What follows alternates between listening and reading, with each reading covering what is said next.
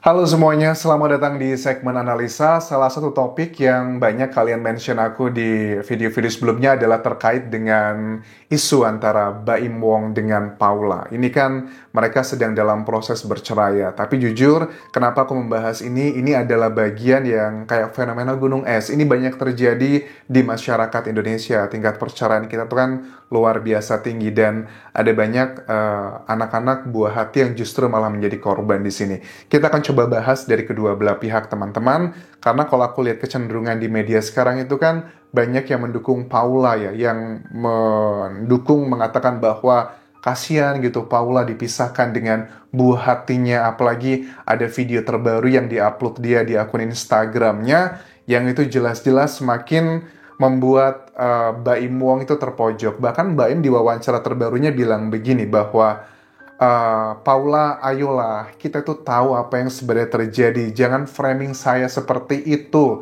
Bahkan bukan cuma netizen yang tidak kenal dengan Baim secara langsung gitu ya, hanya lihat dari media atau sosial media. Bahkan teman-temannya Baim pun ada yang percaya. Tapi saya bingung mau ngomong apa lagi. Sebelum kita bahas lebih detail, kita coba simak dulu cuplikannya di salah satu videonya Paula yang menunjukkan video bahwa putranya itu ngomong kata-kata begini, video yang viral.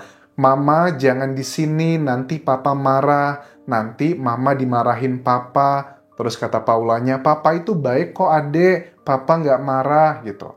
Ini cuplikan suaranya teman-teman.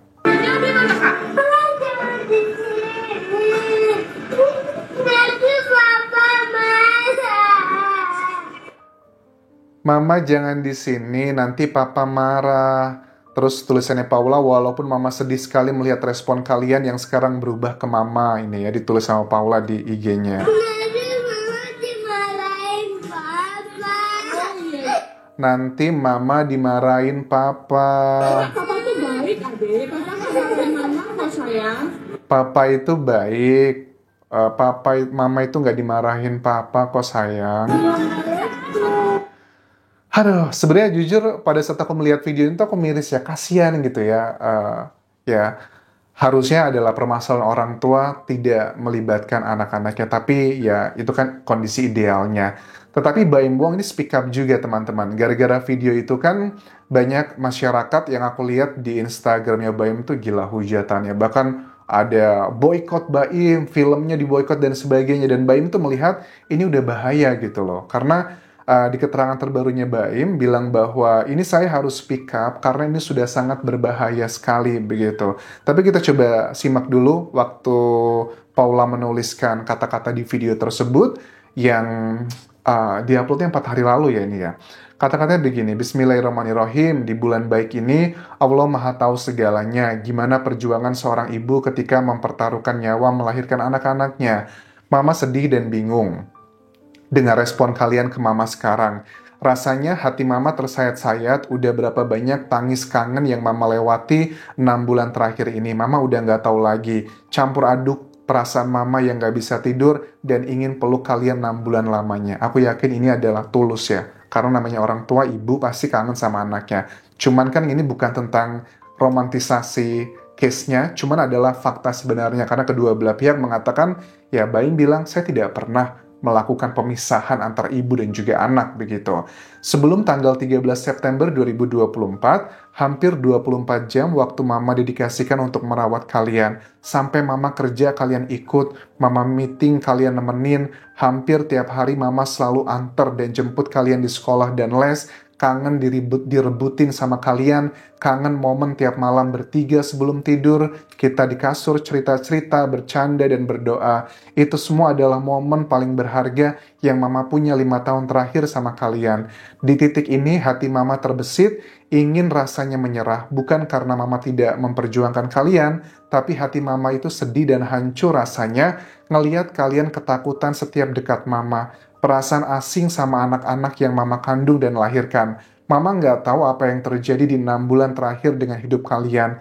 Mama kasihan ngelihat kalian bingung dengan kondisi ini. Maafin mama ya nak, kita ada di kondisi sekarang. Segala ikhtiar mama lakukan untuk selalu bisa dekat dengan bersama kalian nak. Namun hasilnya kita serahkan ke Allah. Allah tahu mana yang terbaik untuk kita. Mama ingin berpesan ke kalian, apapun hasilnya nanti keputusan hakim di pengadilan minggu depan, Allah akan tetap selalu jaga hati kalian dan cinta kalian untuk Mama. Mama akan selalu ada di sini menunggu kalian pulang ke pelukan Mama. I love you, Keanu Kenzo. Allah Maha Adil dan Allah Maha Baik.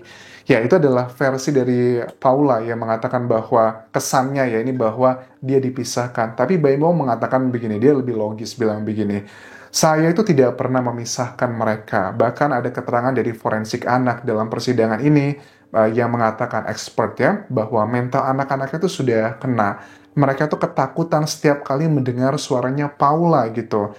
Semua itu kerugiannya ada di saya dan semua orang sepertinya mendukung Paula. Apa mau nih pengadilannya terbuka aja biar kelihatan dan ketahuan siapa yang salah dan yang benar sebenarnya. Paula kalau dibilang dia hanya pasrah, enggak ya. Dengan dia posting seperti ini, aku lihat strategi dia tuh adalah strategi yang pasif-aktif.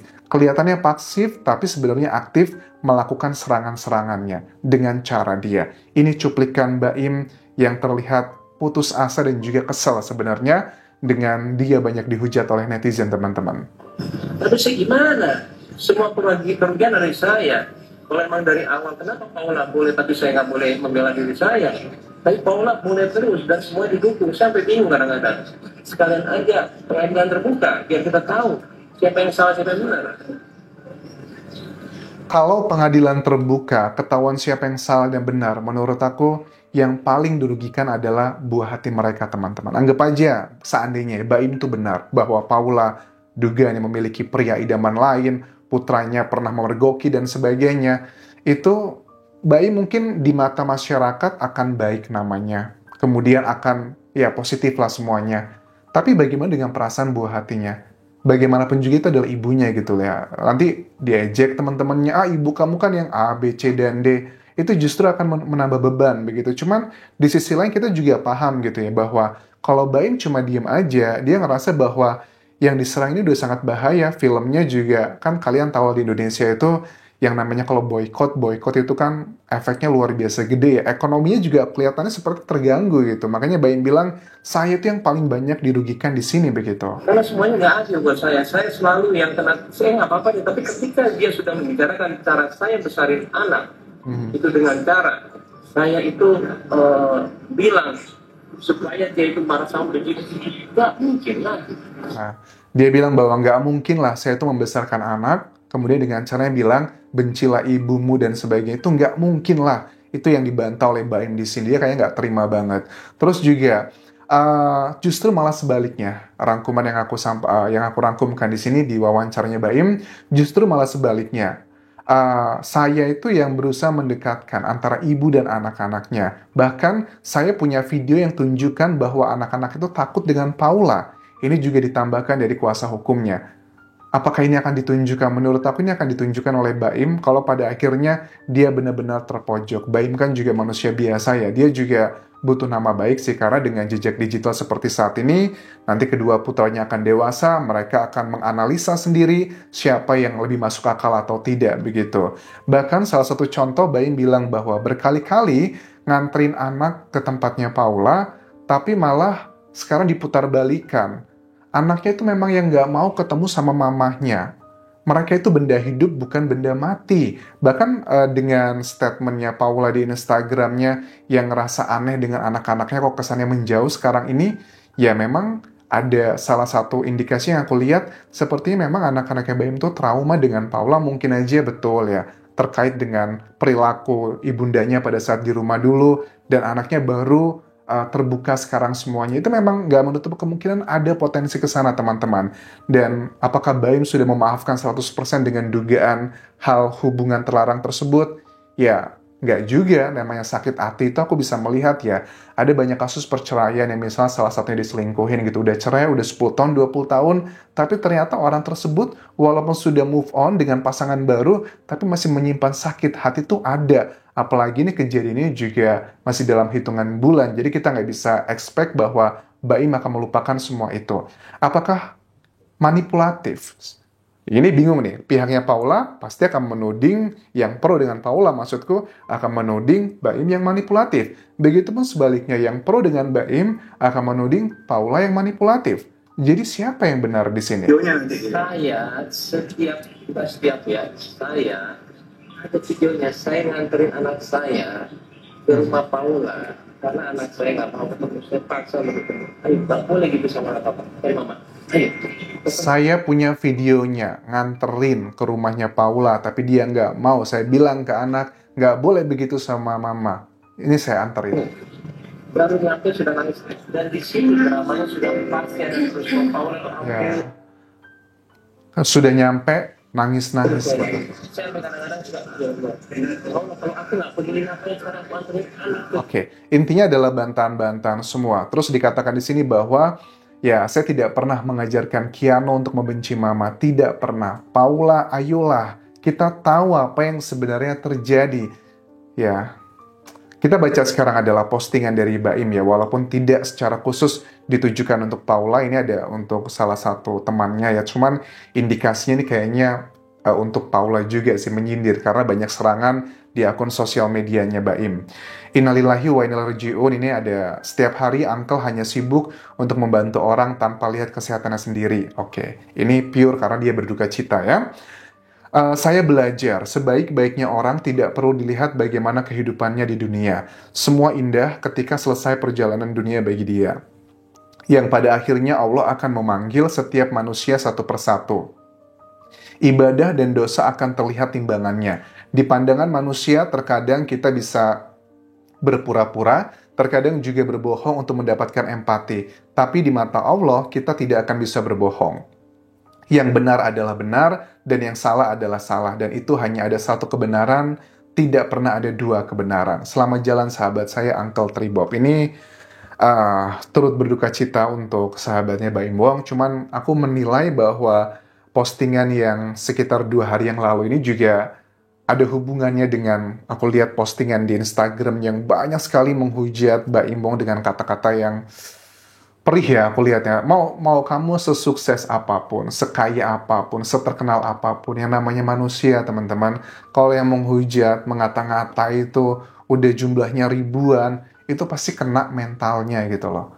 Ya, mungkin di luar kelihatannya kuat-kuat aja, tapi di dalamnya itu nggak tahu, kayak api dalam sekam gitu loh. Api dalam sekam itu kan di luarnya kelihatannya kecil kobaran apinya, tapi di dalamnya itu kita nggak tahu udah ngebakar kemana-mana. Dan aku melihat ini indikasi yang ya Baim kalau dia cuma diem aja ya bakal bahaya, karena secara karir gitu kan ya, karirnya Paula kayaknya cukup meroket ya dengan kasus ini. Tapi kalau Baim tuh cukup stagnan sepertinya gitu. Kalau aku lihat secara luar, kita nggak tahu kondisi aktualnya seperti apa.